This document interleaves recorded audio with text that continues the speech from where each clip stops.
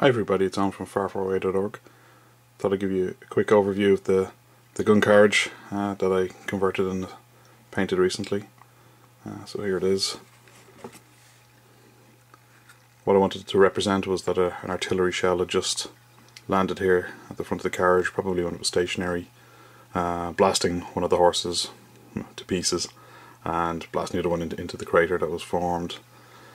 Subsequently then the crew come out and they start to fill sandbags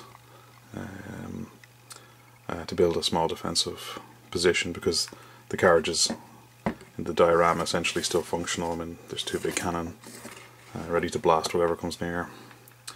However, the carriage itself is out of action with a twisted element there at the front and one of the wheels blown off.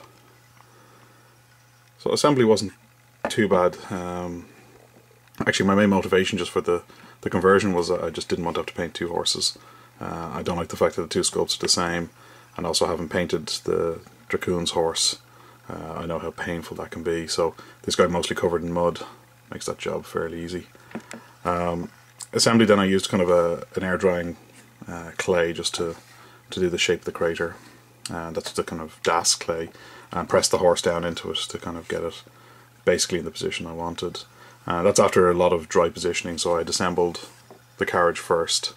I left off one of the wheels but didn't do any of this damage, because, you know, if I'm not sure about it, then it allows me to assemble it as it's supposed to be assembled. But thankfully everything kind of more or less came into position.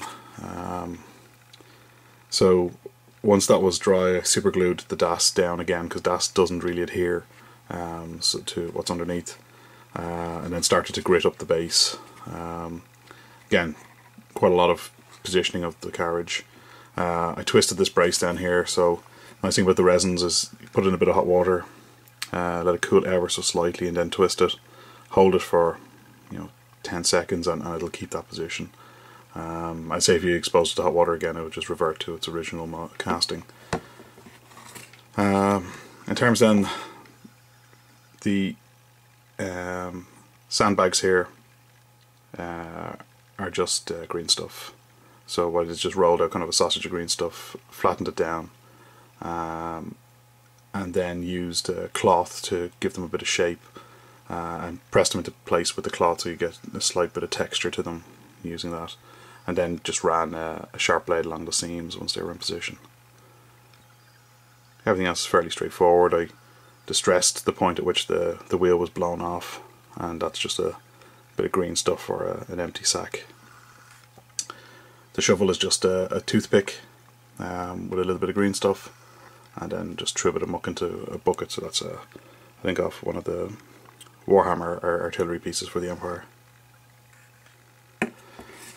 In terms of painting this, I treated it as separate elements. So the carriage being the main element, I painted it off the base, using the Khador base red and the highlight, doing, as you can see, a bit of wear and tear, battle damage, so highlighting the edges with metals, tearing a bit of sponge and dabbing it onto the surface.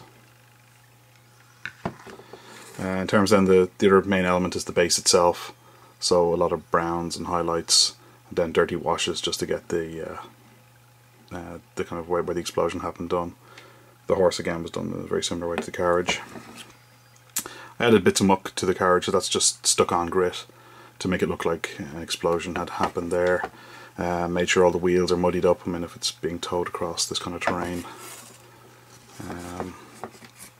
The stowage then I treat it as a separate part of the model in terms of how tackle painting it, so lots of different browns and highlights and kind of Devon mud type washes on it. And then the crew were essentially the final element. So I had painted them separate to the model. A nice trick for painting something like this, because that's only half a model because he's sticking out the hole there, is to put a pin into the bottom of it, small paper clip sticking out, and then use the base of an X-Acto blade to hold and manipulate it, and then just have a glass that you can just kind of store it in when you're painting. This is one of the fairly bog standard winter guard. So all told, I'm happy with how it turned out. It was a bit of an epic project. I mean, there's an awful lot of painting. went into that. But I'm looking forward to getting on the field, and for those people who do ask, yes, I will be ensuring it has its speed 7 despite the damage. But yeah, it's a nice model, I have to say. I'm glad it's done, and at times I enjoyed painting elements of it, but all told it became quite a long project. But anyway, it's done now. So, thanks for watching.